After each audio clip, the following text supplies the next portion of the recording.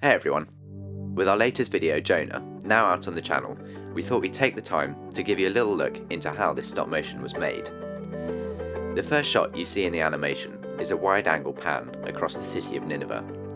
Jonah is a story of grand scale, from this ancient city all the way to the violent storms later on in the stop motion. To make these shots a reality, I built micro-scale models to give a sense of a much larger scene without actually having to break the bank buying parts for a minifigure scale one. To complete the illusion, these micro models are always followed up immediately with regular scale ones afterwards.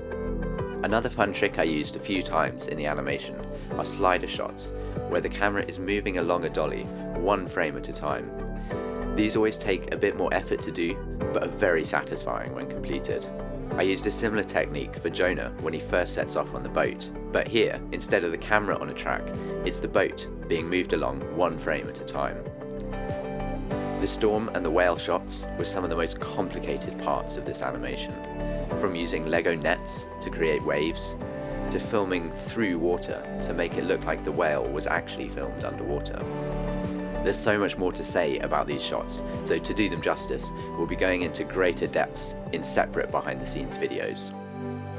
Lego is still firmly bound by the laws of gravity, so to make Jonah fly through the air and plant himself firmly on the beach, we used a mask where the mechanical arm that was holding him aloft was cut out and a clean frame of the beach scene was placed underneath.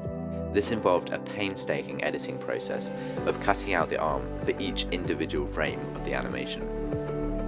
As Jonah sits down for a sulk at the end of his journey, you get to see more of the microscale Nineveh, but you also get to see one of our fake backgrounds more clearly.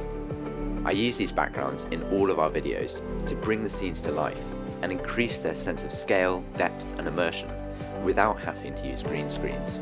They're made using the free software Blender and a plugin called Mechanizer, which turns a 3D model into a Lego landscape with the click of a button. I then render the landscape and get it printed out to use as a backdrop. Thanks for joining us for this behind the scenes breakdown of Jonah. If you haven't yet, don't forget to watch the full video here. We have lots more Lego content coming soon to the channel, so don't forget to subscribe, click the bell, and if you enjoyed this video, don't forget to leave a like. See you in the next one.